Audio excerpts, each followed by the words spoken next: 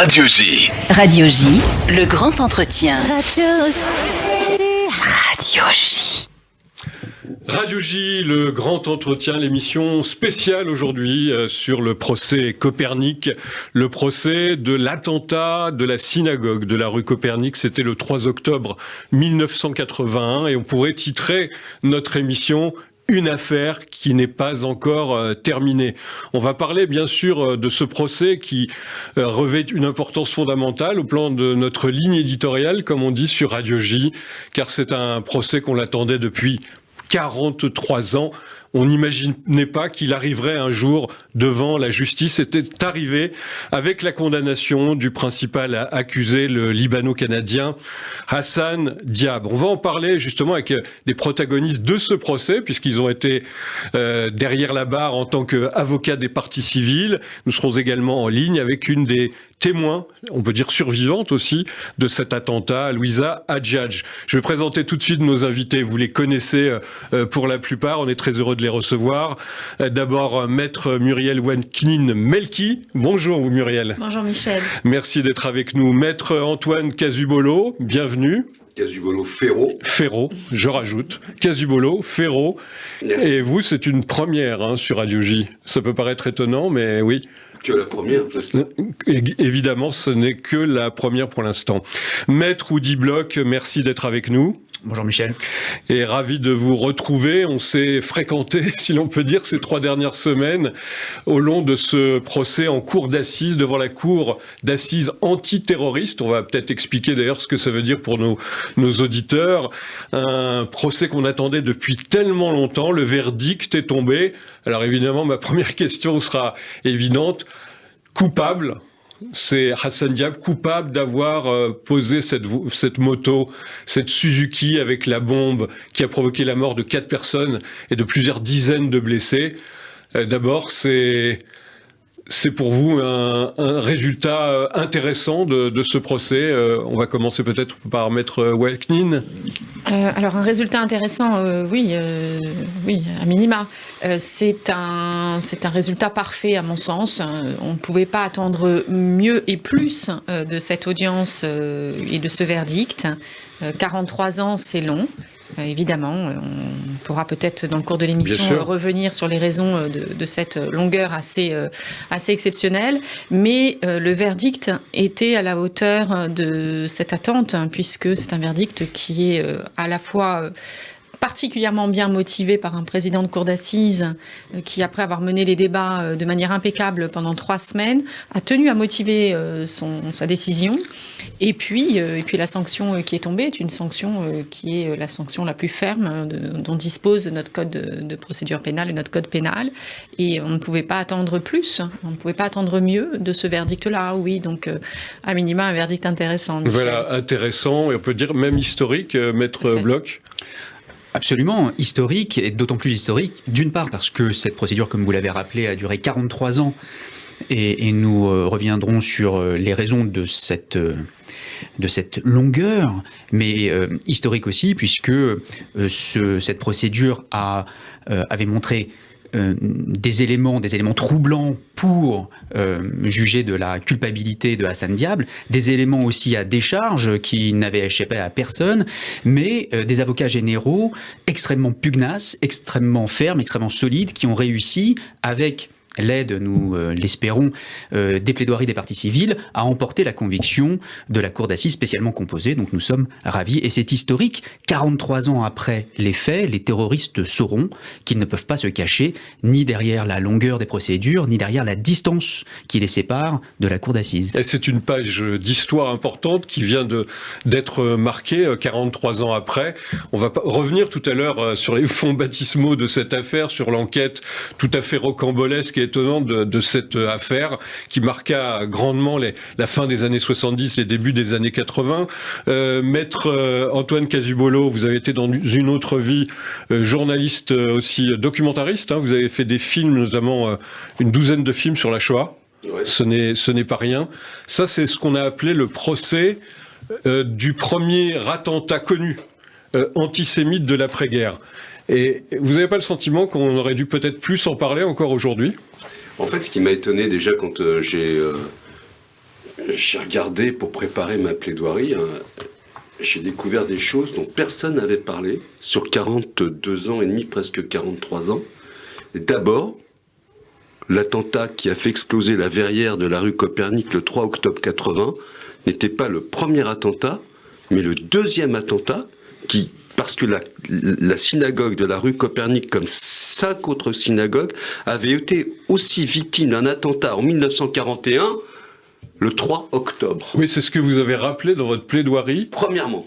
Et deuxièmement, quand on parle de cette phrase odieuse de Raymond Barre, mais personne se souvenait qu'à cette époque, son ministre du budget s'appelait Maurice Papon, et qu'à cette époque, le meilleur ami de Maurice Papon, son principal collaborateur à Bordeaux, au moment où Papon a organisé la rafle des Juifs de Bordeaux, s'appelait Pierre Sommeveille, et que ce Pierre Sommeveille, au moment de l'attentat de la rue Copernic du 3 octobre 80, s'appelait Pierre Sommeveille. Alors voilà ce qu'on a découvert, et en même temps on n'en a jamais parlé, et ça en dit long, je trouve. Ça en dit long sur l'époque, sur l'antisémitisme flottant de l'après-guerre, cette espèce de non-dit où finalement les parents des enfants de la rue Copernic, ils se sont dit ça recommence.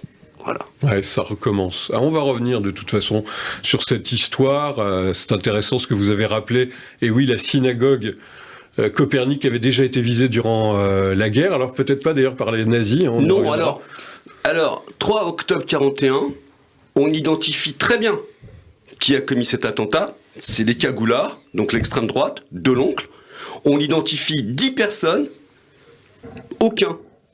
Aucune de ces personnes n'ont été poursuivies. Alors l'histoire se répétait là. Oui. On en avait un dans le box alors qu'on en a identifié 12.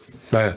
Et si j'ose dire, sur cette anecdote historique, même les nazis, durant la Seconde Guerre mondiale, n'ont pas touché aux synagogues, à l'intérieur des synagogues. C'est un élément aussi peut-être intéressant. Alors on pourrait commencer par le début, c'est-à-dire ce qui s'est passé ce 3 octobre 1980. Et nous sommes justement en ligne avec un témoin, une témoin d'ailleurs qui est avec nous, Louise Agiage. Merci d'être avec nous. Voilà, elle est en ligne avec nous, en direct. Louise, le 3 octobre 1980, vous l'avez raconté pour la première fois devant ce procès, devant la cour d'assises spécialement composée. J'imagine que vous ne pouvez pas oublier ce que vous avez vu ce jour-là. Non, je crois qu'on n'oublie pas. Je crois qu'on essaye d'oublier pour s'en sortir et pour passer à autre chose, et parce qu'il faut passer à autre chose, et parce qu'on passe à autre chose. Mais je crois qu'on n'oublie jamais. Et heureusement, dans un sens. Alors vous pouvez peut-être rappeler à nos auditeurs, même si on a entendu votre voix et votre récit au long de ces semaines sur notre antenne, mais rappeler que vous avez, vous, essayé très directement de sauver une des victimes dans la rue qui était brûlée. Oui, c'est-à-dire que mon frère et moi, nous sommes sortis très très vite parce qu'on était positionnés un peu en arrière. Et quand on a compris qu'il y avait quelque chose d'anormal qui se passait, on est sorti très très vite parce qu'on voulait attraper les responsables.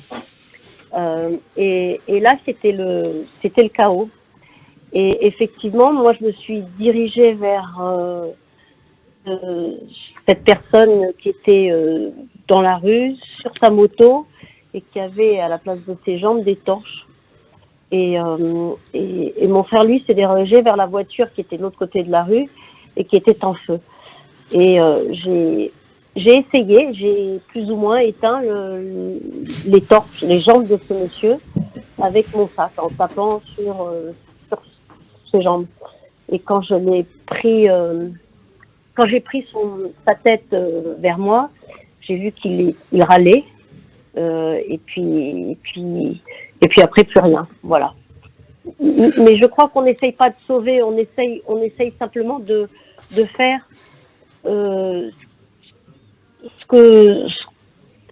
qui est automatique. Je sais même pas comment vous dire, on réfléchit pas. C'est vraiment un réflexe.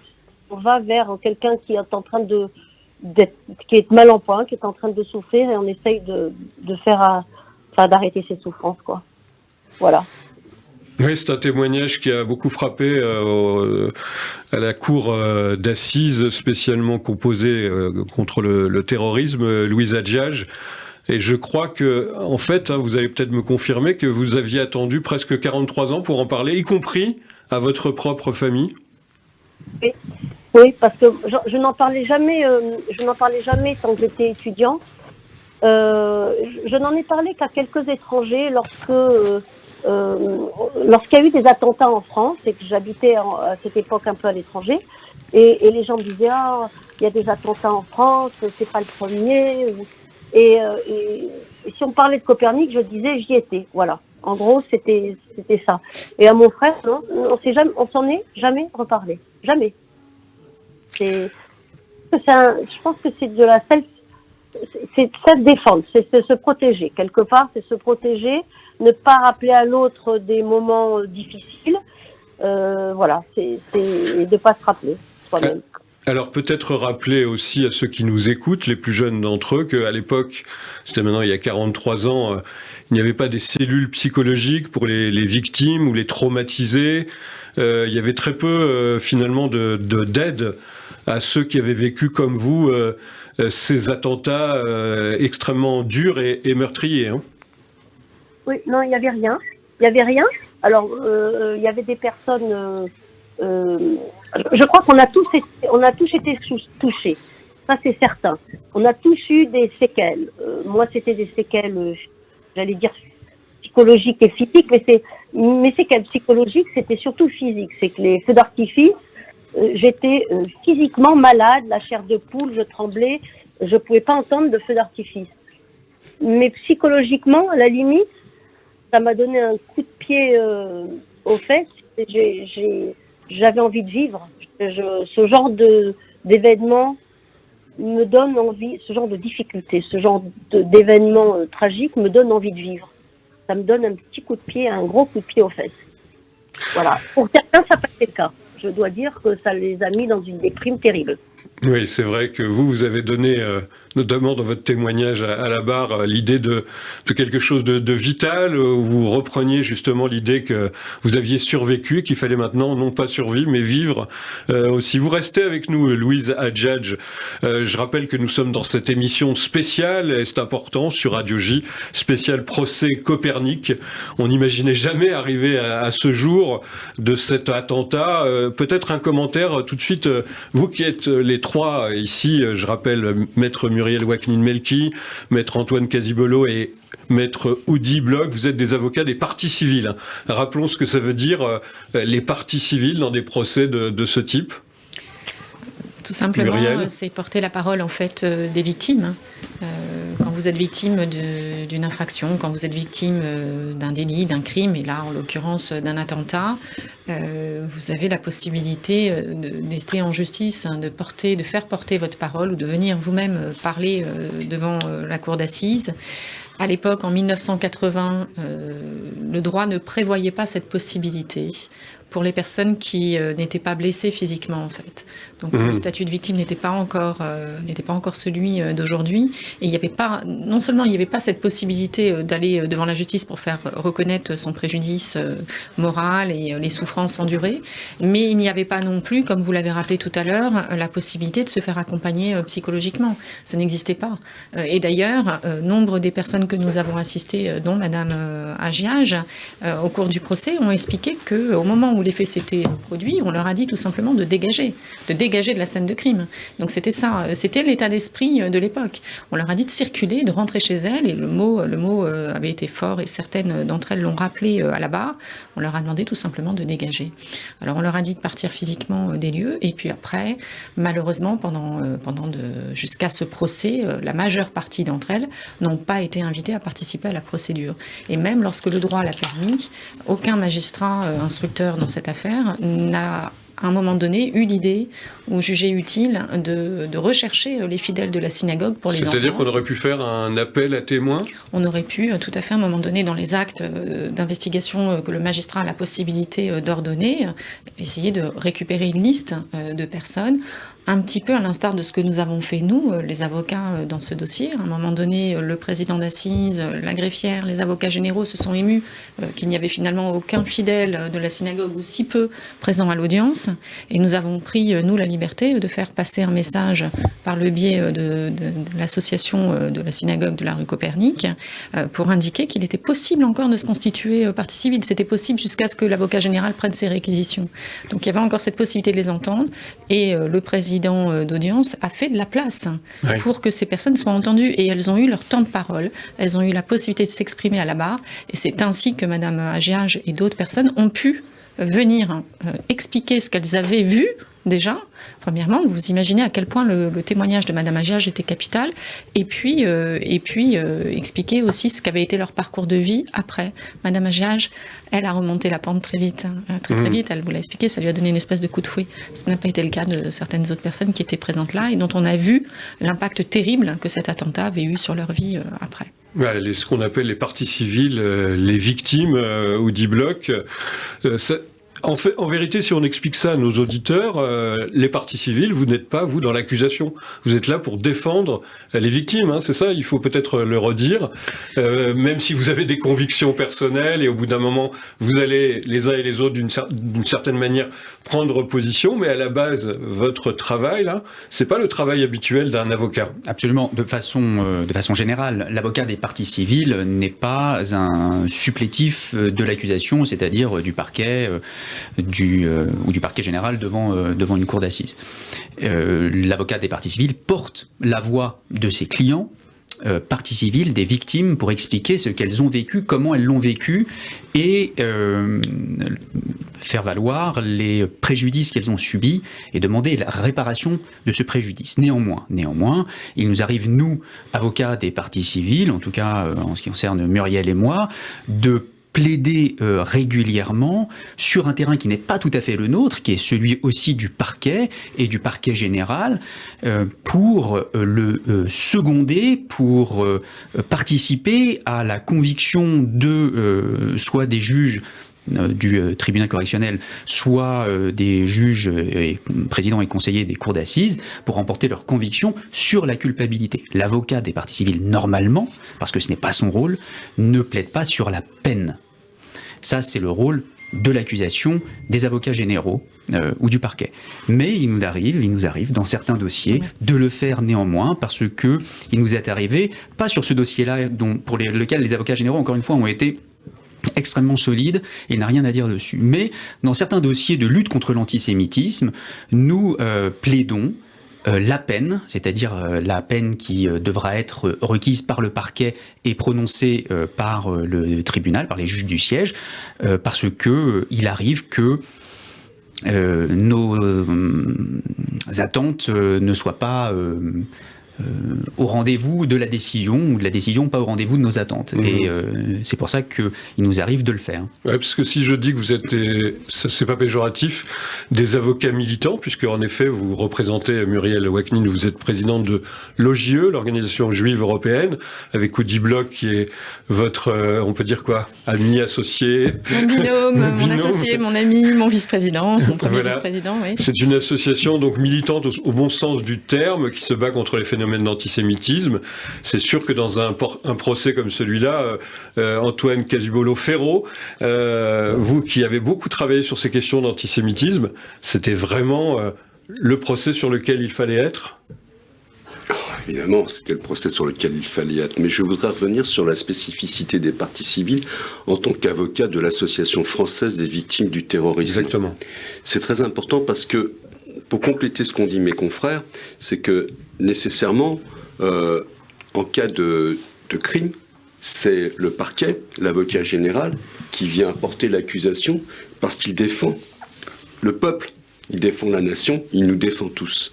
Mais dans cette nation, dans ce peuple, les victimes d'attentats, c'est encore une entité bien circonscrite, qu'on peut bien délimiter. Et c'est d'ailleurs le rabbin Delphine Horviller qui en parle le mieux dans Vivre avec nos morts, où elle explique bien, dès lors qu'on est victime d'un attentat, comment on se retrouve tout d'un coup séparé des autres, sur une île où ne peuvent plus se comprendre que ceux qui ont été victimes de la même chose.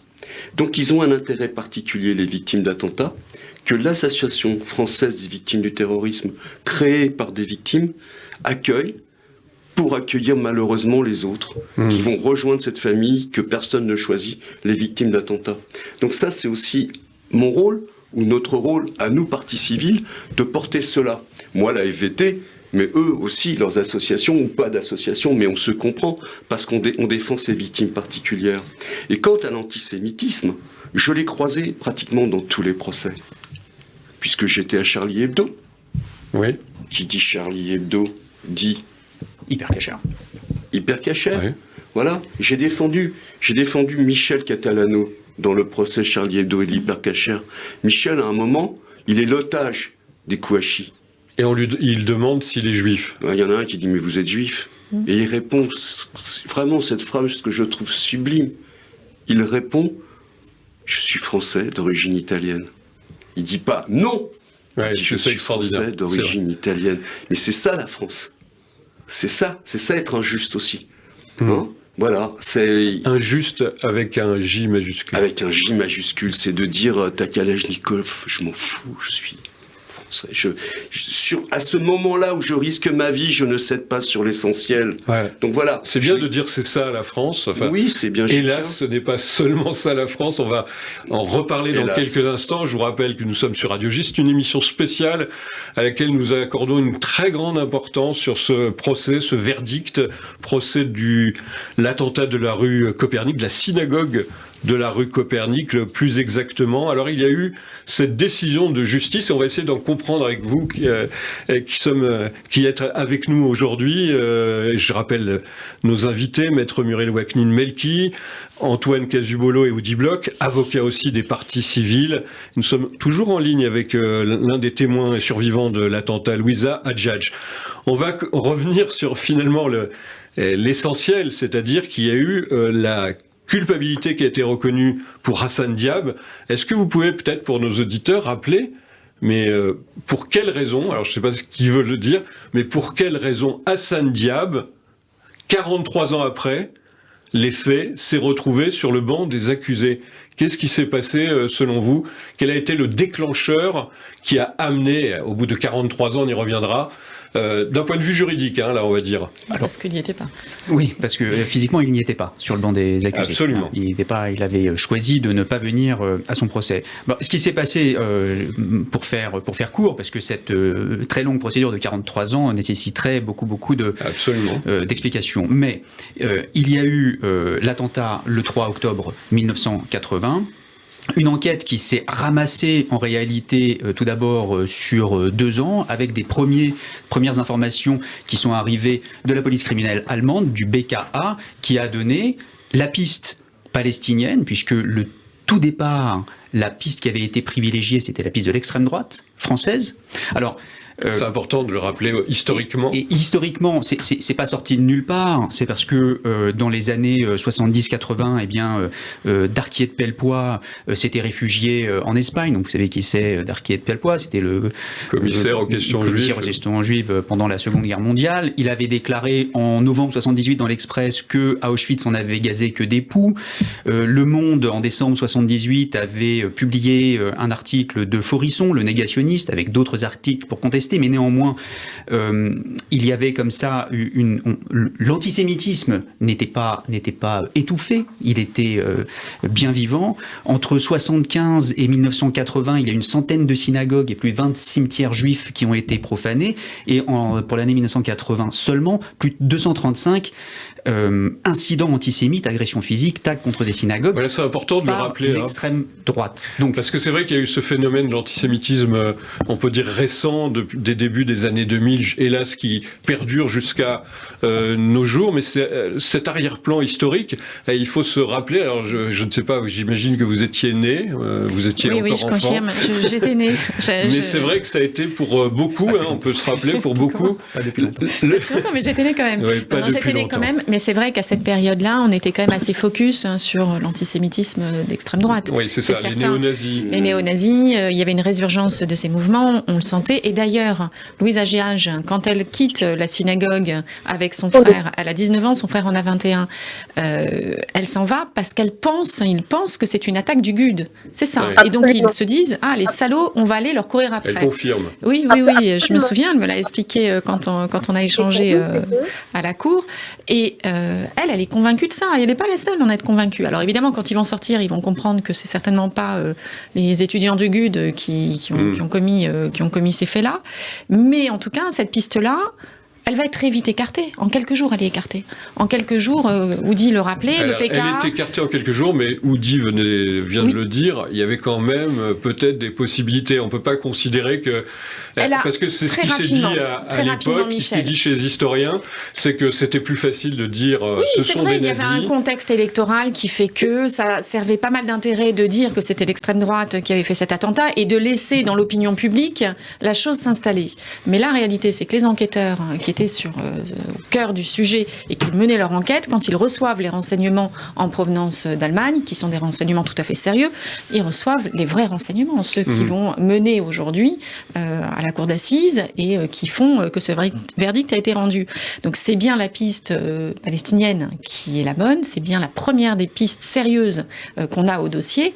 Après, les atermoiements de la procédure sur les 40 années qui vont suivre, on peut en faire des heures et des heures sur ça, mais d'émissions là-dessus. Il faut quand même dire quelque chose. C'est vrai que c'était cette époque où la cause palestinienne connaissait une certaine, on peut dire, acceptation, voire même un encouragement d'un certain nombre de secteurs de l'opinion publique.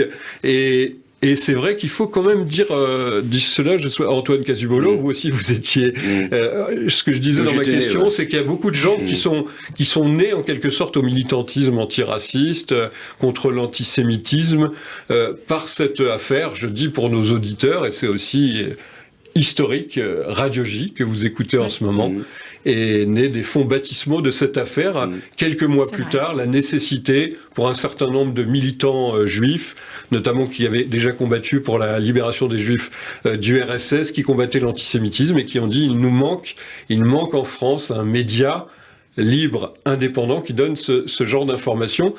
Pourquoi ? Parce que on peut le redire, Antoine Casubolo, il y a eu quand même à cette époque un Valéry Giscard d'Estaing, président de la République, qui ne s'est pas déplacé. Non, mais il y a eu un Raymond Barre qui a fait ce fameux lapsus terrible. Mais c'était pas un lapsus. Mais déjà, ce dont il faut se souvenir, c'est que ce 3 octobre 1980, déjà, Raymond Barre, Giscard d'Estaing est à la chasse, il ne daigne pas rentrer, il voit pas l'intérêt.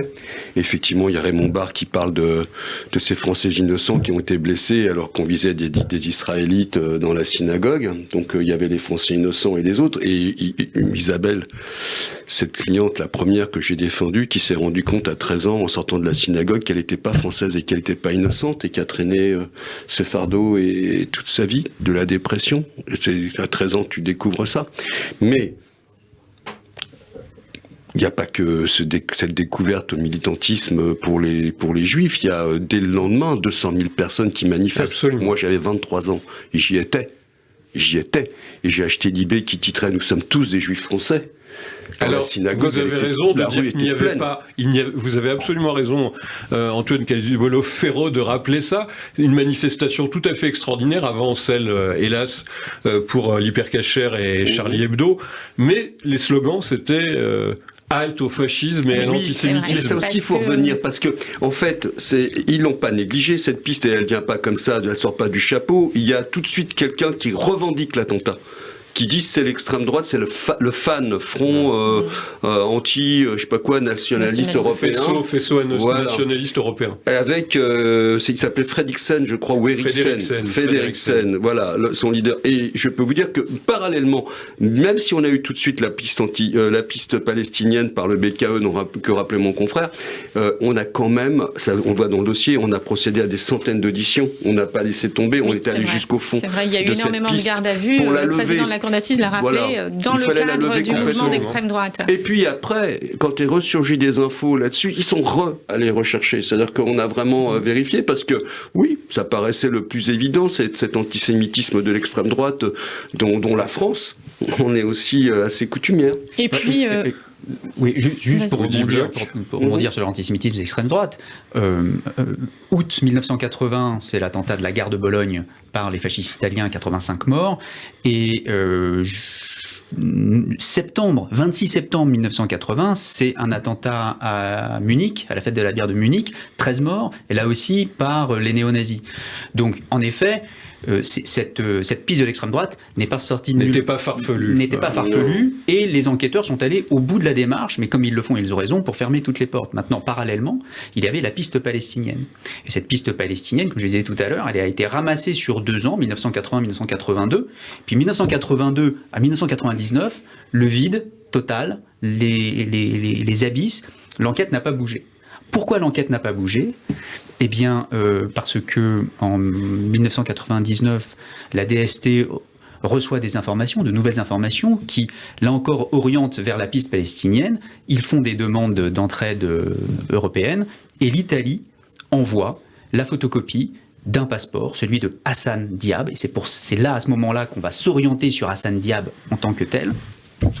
Et cette copie de passeport, ce passeport avait été trouvé sur le neveu du chef du FPLP-OS. Donc là encore, ça se resserrait sur le FPLP-OS, opération spéciale. Alors c'était une scission du FPLP de Georges Habash. Absolument. C'est pour rappeler aussi ces années 70 terribles, des attentats meurtriers.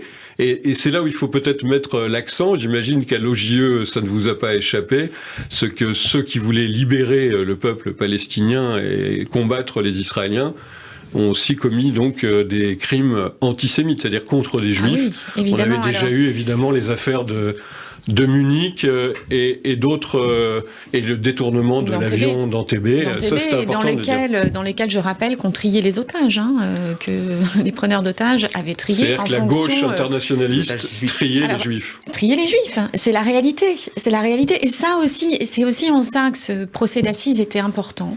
Parce que 43 ans après, les choses sont dites clairement. Oui. On a du recul.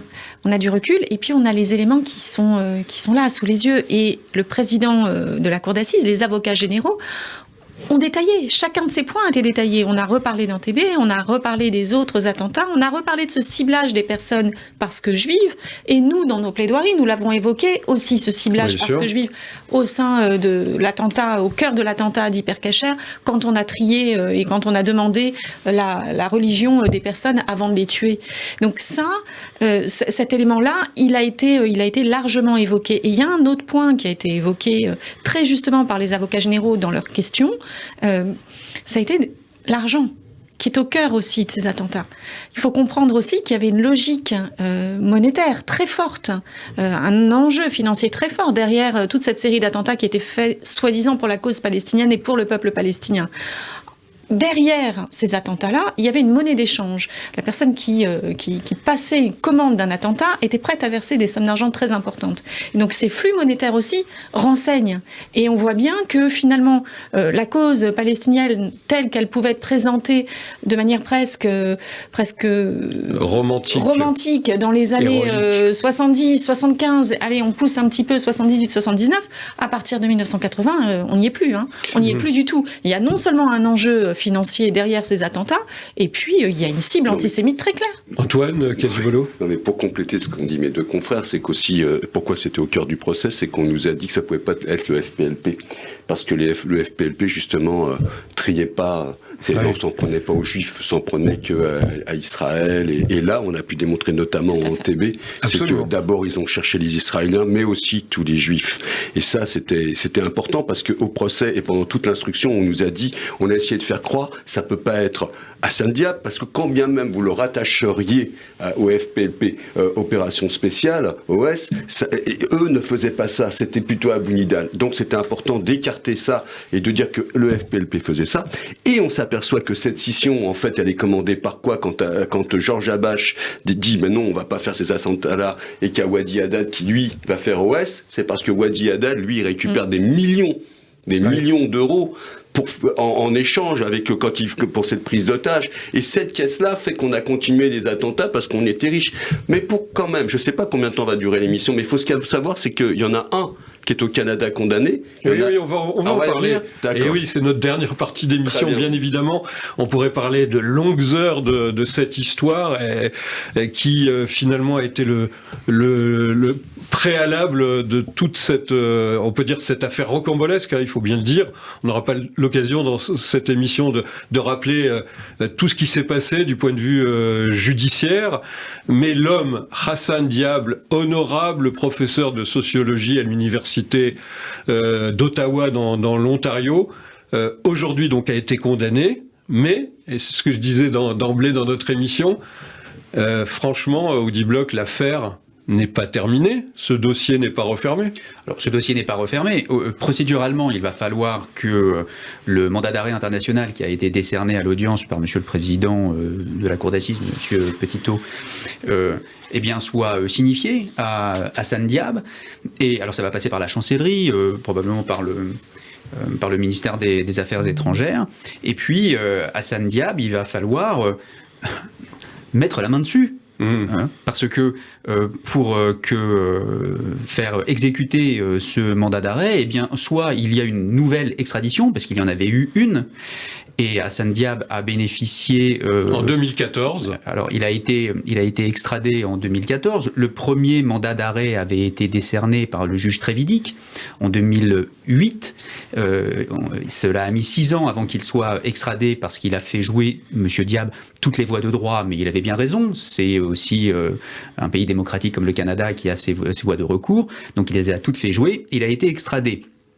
Il a bénéficié d'un non-lieu, il faut quand même le rappeler, par 2 juges d'instruction, et il en a profité pour retourner chez lui. La position, à l'époque, de Trudeau, Premier ministre Trudeau canadien, en 2018, quand Diab est revenu chez lui, c'est que ce qui s'est passé est inacceptable et il veillera à ce que ça ne se reproduise pas. Et cette position de M. Trudeau n'a pas beaucoup changé. Donc une nouvelle extradition de M. Diab aujourd'hui, même s'il y a une condamnation par une cour d'assises française qui quand même a du poids énormément, puisque la France n'est pas une république bananière, la France est un état de droit, une démocratie, et M. Diab a bénéficié de la défense de 3 avocats, pas des moindres. Il a été représenté, il a été défendu. Et aujourd'hui, il y a ce nouvel mandat d'arrêt international. Donc, est-ce qu'il va être extradé ? J'y mettrai pas ma main à couper. Ouais. Et l'autre façon de l'appréhender, c'est si M. Diab voyage. Le mandat d'arrêt international, ça sert à ça. S'il va dans un état où il peut être appréhendé et extradé, ça se fera. Muriel Waknin-Melki, Hassan Diab, après ce procès, vous dites qu'il est vraiment coupable. C'est quoi la preuve pour vous, l'indice, le fondamental qui fait qu'il est l'homme qui a posé la moto piégée dans la rue des Rosiers? Rappelons que d'ailleurs, on l'a appris pendant ce procès, que la charge était si forte qu'il s'agit presque d'un miracle, si on peut dire ça de façon cynique, qu'il n'y ait eu, entre guillemets, que 4 morts. Oui, c'est vrai. L'un des experts en explosifs est venu témoigner à la barre et il nous a expliqué que si la charge avait explosé au moment où les personnes sortaient de la synagogue, il y avait au bas mot une centaine de morts. Donc c'est vrai, c'est un miracle, c'est presque un miracle. Malheureusement, comme il y a eu 4 victimes, on ne peut pas véritablement dire que ça a été miraculeux. Pour répondre à votre question, Hassan Diable coupable, oui, pour moi sans aucun doute. On en était très largement convaincus. Il n'y a pas l'ombre d'une hésitation. Reconnu par des témoins. Confondu par son passeport. Voilà, vous avez le passeport. Et par ses amis vous avez quand même les expertises graphologiques qui ont été remises en question en long, en large et en travers par la défense d'Hassan Diable. Ces expertises elle aussi a porté des éléments à charge contre lui. Vous avez le portrait robot qui a été diffusé, vous avez des témoins qui étaient à l'époque à l'université avec lui, des gens qui le fréquentaient, qui ont dit que oui, il était membre du FPLP.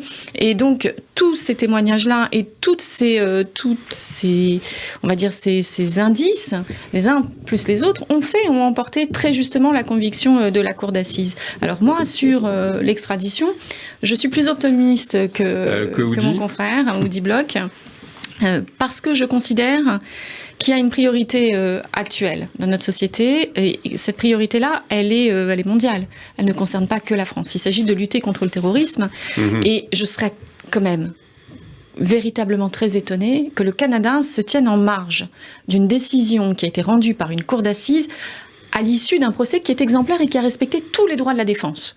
Je rappelle quand même à vos auditeurs que si Hassan Diable n'était pas présent, c'est son choix. C'est une stratégie pénale qu'il a largement concertée avec 3 avocats qui sont d'excellents avocats et qui nous ont démontré pendant 3 semaines leur assiduité, leur connaissance du dossier et la volonté de combattre pour leurs clients. Je serais très étonnée que le Canada se tienne en marge de la lutte contre le terrorisme qui s'opère sur le plan international. Ça serait tout de même un message assez curieux. On imagine que Trudeau, le Premier ministre, vous entende, Muriel Wetkin-Meki. Je ne sais pas s'il m'entendra, mais j'aimerais bien qu'il m'entende, et j'aimerais bien qu'il entende surtout le président de la Cour d'assises et cette décision qui a été rendue par la justice. Antoine Cazuvolo-Ferro, vous avez travaillé, je le disais tout à l'heure, beaucoup sur l'histoire du nazisme. Ça ressemble un peu, cette façon dont il a refait sa vie tranquillement, devenant un honorable professeur d'université, à ceux des nazis qui, après-guerre, s'étaient rangés des voitures. On peut faire l'analogie un peu comme ça? Eh bien, j'en suis pas certain. Non, parce que les nazis, on les a chassés, on les a cherchés, on a eu du mal à les retrouver, et quand on les a retrouvés vieillards, on les a ramenés. Là, dans le cas d'Hassan Diable, c'est comme le disait Oudi tout à l'heure, c'est que finalement, en 80, on a son prénom, en 99, on a son nom de famille, dans la foulée, on a son passeport. On a en 2004 un journaliste du Figaro qui va le retrouver, Jean Kikizola, qui lui dit « Vous êtes soupçonné ?» Il répond calmement « Ah mais non, je suis victime d'une homonymie » et qui depuis organise sa défense. Et depuis, on sait où il est. Et effectivement, quand il pose la bombe, il est déjà étudiant. Quand il pose la bombe, il est déjà propre sur lui. D'accord, un beau jeune homme, jolie nana, jolie moto, total. Il pose sa bombe et après il rentre continuer ses examens.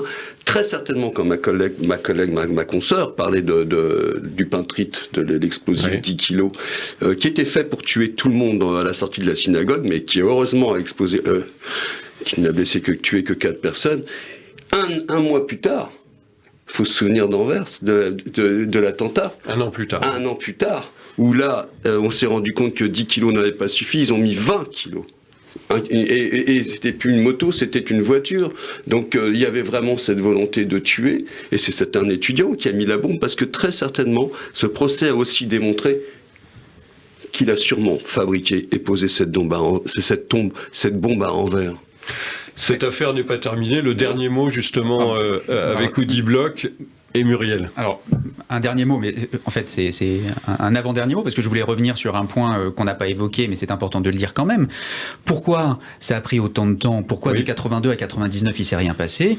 Eh bien, parce que les enquêteurs de la criminelle et de la DST sont venus à la barre et ont dit « les Italiens nous ont rien donné en 82 », alors que en 81, quand ils ont récupéré ce passeport, alors que 12 jours après avoir pris ce passeport le 8 octobre 1981, le 20 octobre 1981, comme le disait Antoine, il y a eu l'attentat d'Anvers. Quasiment le même modus operandi. Et pourquoi les Italiens n'ont rien donné, nous ont dit les enquêteurs? Eh bien, probablement parce qu'ils ont passé des accords avec les terroristes, un accord assez simple, pas de poursuite judiciaire contre eux, pas d'attentat sur le sol national. et nos enquêteurs de reconnaître avec l'honnêteté qu'il faut aussi saluer, c'est que la 40 France, ans plus tard. mais la France au même moment a aussi passé des accords avec les terroristes. Yves Bonnet, directeur de la DST de 82 à 85, l'a reconnu, le juge Trévidic l'a reconnu, et c'est pour ça que pendant 18 ans, probablement, l'enquête est restée assez sagement dans les tiroirs, sans compter de la politique pro-palestinienne de la France de l'époque, qui là aussi a été reconnue, mais ça c'est un fait historique. Un fait historique. Dernier mot, est-ce que en tant qu'avocate partie civile, avocate militante, toujours au sens noble du terme, cette affaire n'étant pas terminée, vous allez continuer à, si j'ose dire, à vous y intéresser, à peut-être faire des actions? Oui, on va continuer à s'en occuper, bien évidemment. On va suivre aussi, on va essayer de s'investir dans le process d'extradition de Hassan Diab, et puis on sera là si un nouveau procès doit avoir lieu, bien évidemment, nous serons là. Et je rappelle qu'il y a une audience civile qui se tiendra au mois de juin, dans laquelle nous serons tous présents, Antoine Casubulo-Ferro, Oudi Bloch, moi-même, et les autres avocats du dossier. Et je tiens aussi à dire un petit mot sur Bernard Cahen, qui est l'avocat historique du dossier, et expliquer aussi qu'au lendemain de cet attentat, en réaction et par militantisme et à la demande du bâtonnier de Paris, il n'y avait pas d'association d'avocats juifs à l'époque. Bernard Cahen a fondé avec d'autres personnes le RAJF, justement pour pallier à cette absence d'avocats militants, pour reprendre votre expression, Michel. Voilà, donc je voulais aussi... Voilà, c'est un hommage qui méritait d'être rendu, bien sûr. D'ailleurs, Maître Cahen, qui a plaidé de façon tout à fait remarquable aussi, comme vous, je le dis à nos auditeurs, parce que j'ai suivi les débats, je voulais féliciter, disons, très directement sur ces ondes, justement, Maître Antoine Casubulo-Ferro, Maître Oudi Bloch et Maître Muriel Waknin-Melki, pour avoir fait ce travail important qui dépasse le cadre du métier, on peut dire, d'avocat, sans doute. Merci infiniment d'avoir été avec nous. Pour Radio J, c'était important, vous l'avez deviné, on va continuer à suivre cette affaire, encore une fois, qui n'est pas tout à fait terminée, mais Dieu sait si on peut considérer qu'il y a eu un progrès dans ce procès qui est arrivé 43 ans après. À très bientôt sur Radio J. Merci. Merci.